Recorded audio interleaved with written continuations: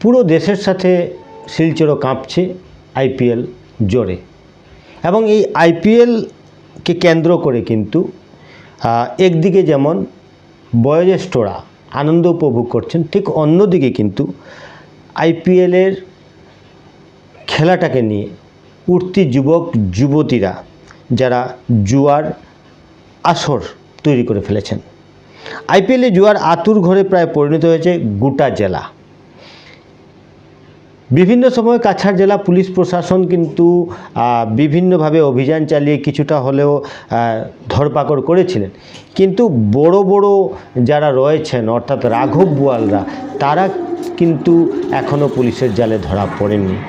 এবং এই ঘটনার পরিপ্রেক্ষিতে কিন্তু আইপিএলের জুয়ার নেশাগ্রস্ত হয়ে নিজের জীবনকে ধ্বংসের পথে এগিয়ে নিয়ে যাচ্ছেন উঠতি যুবকেরা।